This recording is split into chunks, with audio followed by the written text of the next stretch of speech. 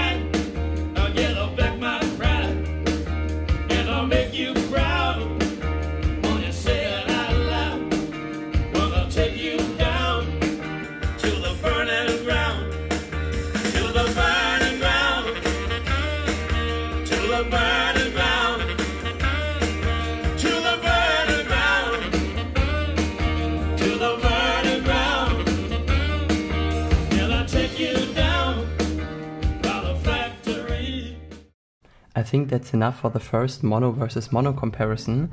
Next, let's move on to a stereo set of the S300s, and I'll start with a new track by Dua Lipa from her newest album called Levitating, which sounds pretty nice and is great for speaker testing, at least in my opinion. So make sure to leave your headphones on and let's take a listen to this.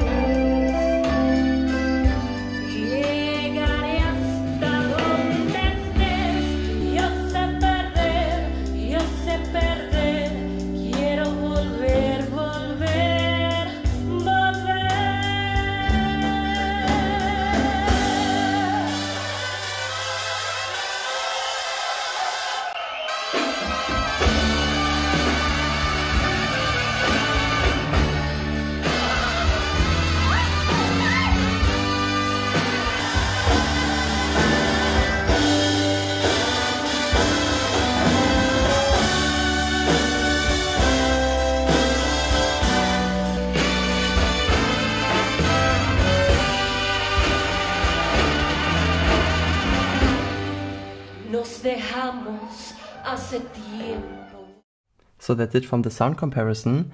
I hope I played enough tracks to give you a good impression of the sound, but I think it should be okay because the tracks made it rather easy to tell the difference between different speakers. At least in my experience with these types of tracks, it's rather easy to distinguish differences. Since I also want to keep this video shorter than usual, I'll just give you my quick verdict on this comparison and then wrap it up. So I think it's obvious that the budget hi-fi system with the S300 speakers is the overall winner of this comparison, but in one area they are surprisingly close. The area I'm talking about is the one you'd least expect from such a small speaker like the Phantom, and that's the bass. Although the music was played at a solid listening volume in a rather big room, the Phantom manages to kick out some impressive amount of deep bass with very nice and clean punch that sometimes even had more heft than the S300's bass. But that already seems to be it when it comes to the areas where the Phantom exceeds in comparison. First of all, it's very hard to compare a mono speaker to a stereo set. Not only does the stereo set usually perform better overall,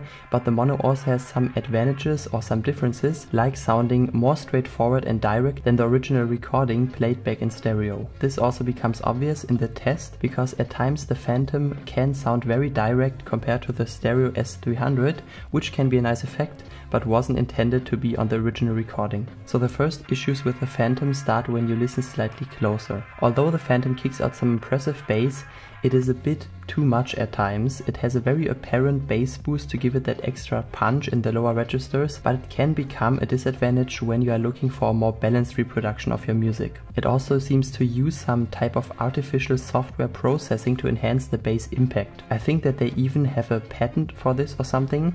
I think they call it HBI, hard bass implosion or something. They always mention it, and this really seems to be that kind of effect. and when it works nicely, like with most of the tracks I played in this test, it gives the Phantom a very nice low end, but the point is that it does not always work. With a few tracks it becomes immediately apparent, but unfortunately I can't play them because I'm sure that they'll be blocked because they are copyrighted. But even with some normal tracks, like for example a few that I played in this comparison, you'll notice it when you listen closer. What this processing seems to do is the opposite of a compressor. Instead of reducing the volume of the high bass peaks to match it to the rest of the sound, it increases their loudness to separate them from the rest and simulate some kind of extra punch. And like I said, this can get annoying when it doesn't work properly. Apart from bass, it does perform decently well, and especially the lower mid-range was rather nice and full. But as you could hear in the test, I would have a hard time calling it hi-fi grade resolution and performance in the upper registers, which means mid-range and treble. Now that's it for the sound. The overall answer to the question, is the Phantom Reactor worth buying, would be, if you are looking for the biggest sound in the smallest package and your focus is impressive bass while money plays no role, definitely yes. But if you are looking for real hi-fi grade sound and that's your biggest priority and you have enough space for 2 bookshelf speakers plus the amplifier, you are probably better off with a real stereo hi-fi system like I put together for this video. But of course, make sure to let me know what you'd pick or which of the two you think sounded better in the comments below. I really hope you enjoyed this video and it could help you in some or another way. If you did like it, leave a like and subscribe to the channel to don't miss out on any future uploads. Stay safe and I'll see you on the next one.